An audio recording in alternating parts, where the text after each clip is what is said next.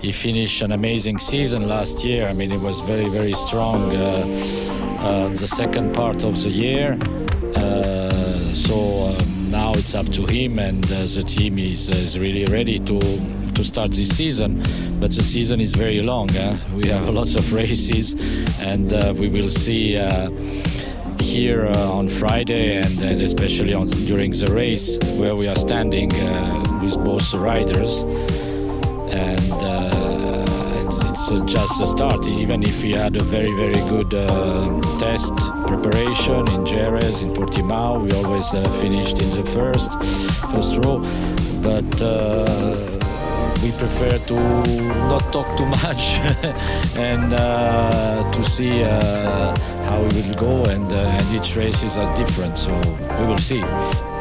Everyone with experience in racing does the same thing. They prefer not to talk too much, not to predict what's going to happen. What I'm curious about, Motogp, with all your experience and last year's experience that finished really strong, is there anything you can share with us that you would like to do differently this year in the team, whether it's team or riders, differently this coming season?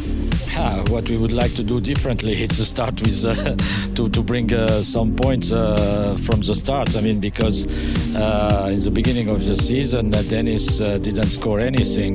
We were waiting a lot of races for him to score some points, and these points were crucial at the end of the season. So we saw that he could. Close the gap with Acosta last year, but the results from the beginning of the year were missing. I mean, they were impossible to catch him because we start the season almost at the beginning, at the middle of the year. Last question for you about Tatsuki. I have seen some brilliance from him. We all have seen what he can do. Last year was a bit disappointing for him, and you've signed him. I'm curious what you believe you can do differently with Tatsuki. I think he has a huge experience. I mean, especially on the Honda bikes, and he's a great guy and a good rider. And honestly, since he came to the team, I think he had maybe more confidence now, and the team is around him and gave him everything that he needs. So I think he could do something good during this season, because it's a long time that he's in Moto3, so it's time also for him to show that he's capable, that he can maybe move next year in Moto2. So I really like him as a person and also as a rider. So there is still some work to do with him, but because we need still to know each other, him and the team and the mechanics. But for the moment, it's going well. I mean, and he showed it also in Jerez and in Portimao that he's there, and that everybody has to count on him. Motogp, thank you very much for your time, and best of luck. Thank you very much to you. Yeah, thanks to Simon, thanks to Motogp from Leopard Racing. Here is then your class of 2022 in Moto3. 9 Grand Prix winners on the grid for 2022. We welcome 10 rookies as well, including the FIM Moto3 Junior World Champion, Danny Holgado, who comes into the season still recovering from quite a nasty leg fracture he suffered in pre-season testing. A bit of housekeeping as well. Sadly, no Tayu Furusato, who dominated last year's Idemitsu Asia Talent Cup. He's missing from this weekend's action, not replaced by Honda Team Asia after he suffered a broken ankle in pre-season testing as well. Who are we going for, Lewis? What's your pick, mate? Hard one to call. Everybody seems to be looking at Dennis Toe. He's been charged with guiding that new team, the very exciting prospect of Manuel Gonzalez. A lot of people think he will have some top results in his rookie season in Moto2 this year. And of course, we welcome full-time in the Moto2 World Championship as well, his Thai teammate, Keminth Kubo, one of 12 arrivals in this Moto2 line. There's one of them, Pedro Acosta. We also welcome Gabby Rodrigo from Moto3, Sean Dillon Kelly. we mentioned Romano Fenati back for another crack at Moto2, Salach up from Moto3, Gonzalez, Antonelli, Acosta, Alcoba, Fermin Aldeguer there, who we're looking at next to Romano Fenati. Those pair go on the Boscoscura chassis, and Aldeguer, he's a hot prospect as well, isn't he? The Spanish teenager looked really, really good in that Portimao test. He was 5th quickest behind a whole bunch of Kalex riders. We also welcome Zacconi, Kubo and Zonta van der Gorberg, as Lewis mentioned. If you think the name's familiar, well, it is. His father, of course, is ex-250cc Grand Prix rider and 500cc Grand Prix rider Jurgen van der Gorberg. So good for the Dutch fans to welcome him in. Remy Gardner, Ralph Fernandez, Marco Bezzecchi and Fabio Di Gianantonio, of course, have left us and gone up to Motogp. We say farewell to Vierge, Manzi, Luti, Gartho, Buliga, Cyrene and Baldassari. As we look at the class of 2022, there's the new Elfmark VDS Racing lineup. Sam Lowes in his 3rd year with the high-profile Belgian team. Not an ideal pre-season prep though, was it, for the British rider? A tendinitis issue in his left wrist when he missed the last day in Portimao. Not the ideal prep really, is it, Lewis? Coming into a big season. Many think Sam Lowes has a great chance of winning this championship.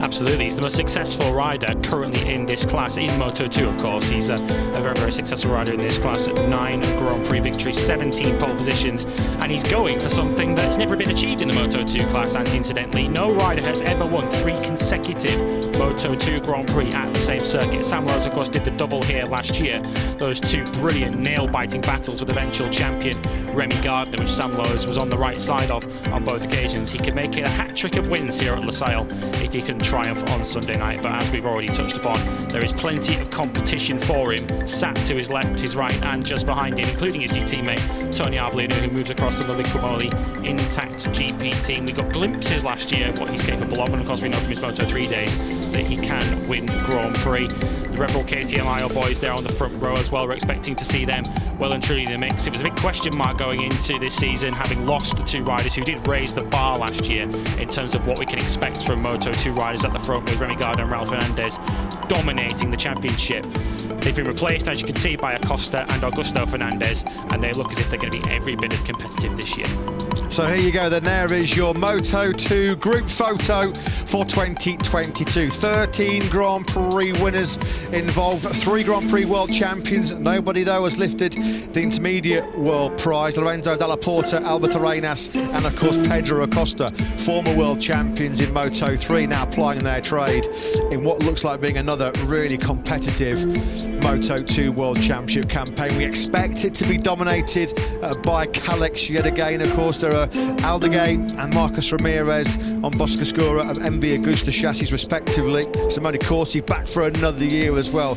Simone Corsi, by far, of course, the oldest rider on the grid in this championship this year. Then, so I've just caught up with Cameron Bobier just before the photos here, and I've got a feeling he's going to hit the ground running this year after basically gathering experience last year and coming on strong towards the end. I'd like to hear your thoughts on him, John, but also Sean Dylan Kelly. I saw him in the paddock a few years ago. I didn't even recognise him here. He's gone from like a little baby-faced fella to a young man.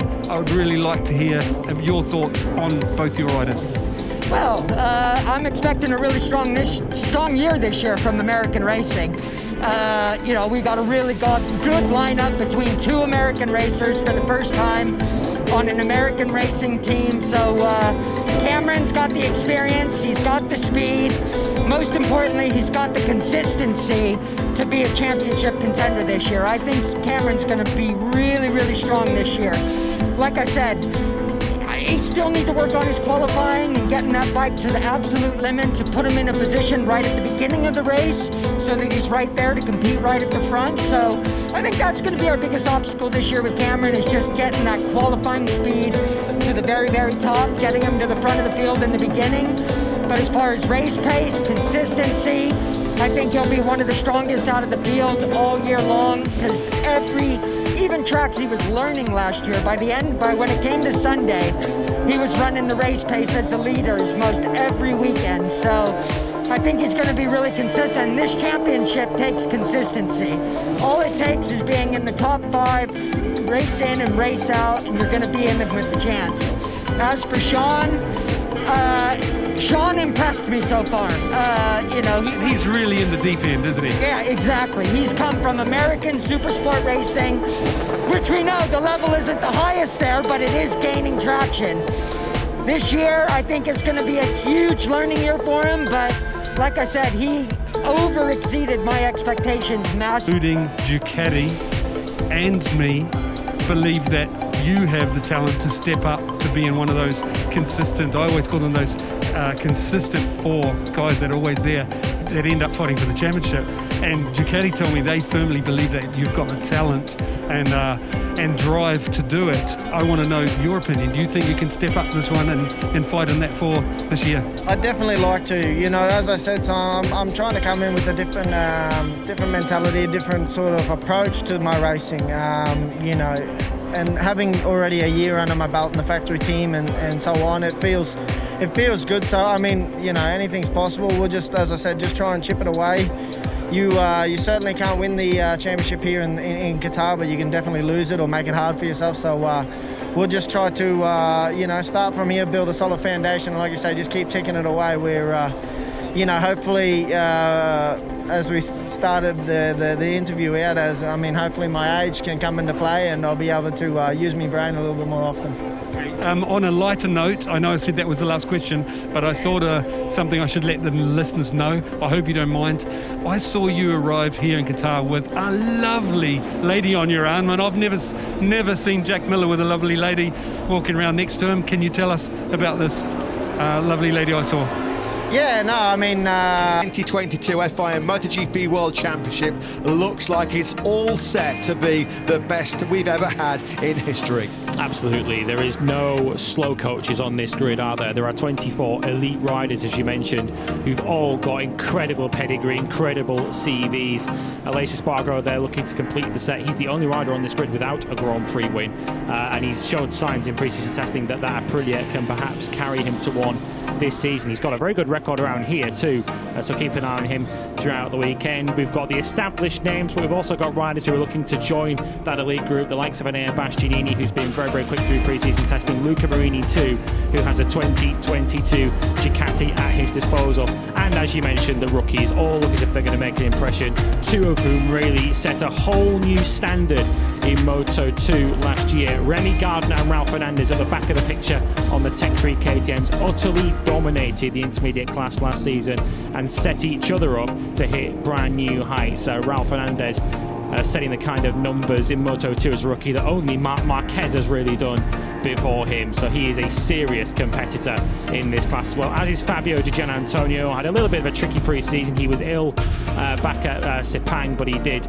come back to perform very well indeed across both pre-season tests. And Darren Binder, this is where it all becomes real for him as he moves up from Moto3 to MotoGP. For all five of the rookies, as they join their fellow competitors on the Premier Class grid this season, it all feels very real. And tomorrow, just in the early afternoon here in Qatar, of course, because we race from afternoon into the evening as we go through all 3 days of this Grand Prix weekend. Tomorrow afternoon, the first track action of this MotoGP season, where the questions that we've been asking since November last year begin to be answered. Already, less than 24 hours before free practice gets underway tomorrow afternoon here at Lusail International Circuit in Qatar. You can feel that special sense of anticipation building in the air. It's the unique atmosphere, of course, here, the unique selling point of the floodlit night race. We've been coming to Qatar since 2004. Where have those 18 years gone? Without any question, though, this is the strongest field we're looking at. Darren Binder there, he's made that ginormous leap up from Moto3 to MotoGP. If he needs inspiration, well, Jack Miller has enjoyed a very successful Premier Class career, having made the same leap himself back in 2015. But that is the man who they're all chasing, Fabio Quartararo, the 22-year-old from Nice, a 9 times Grand Prix winner, 8 in the Premier Class. Although we have to say it wasn't a strong finish to 2021, no winning 6 since the British Grand Prix at Silverstone, but it is his name. He's got the target on his back, trying to defend the #1 plate. Can he do it? Well, that's one of the several big questions going into this hugely hyped and hugely anticipated 2022 MotoGP World Championship. The time for talking is soon to stop. Actions speak louder than words, and we are set for action in 2022. Marc Marquez, can he reclaim the crown that he last won? Seems like a long time ago now, doesn't it? Back in 2019, where all but one Grand Prix this man finished inside the top two. He's desperate to make up for lost time, as we said, an injury ravaged last couple of years. Jack Miller, he always looks super relaxed. There's plenty at stake for the Australian. Of course, Pecco Bagnaia, we should remind you, he has just signed up a new 2-year factory Ducati contract. He's on board the Ducati Lenovo team bike for 2023 and 2024. And there's a lot of hungry young riders who want Jack Miller's seat next season and beyond.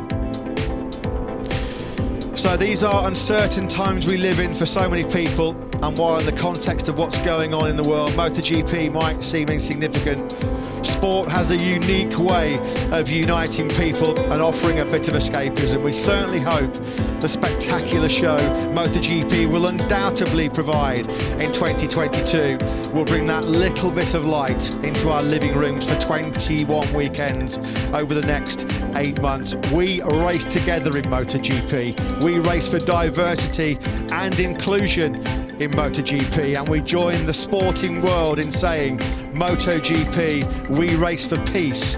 We are united for peace.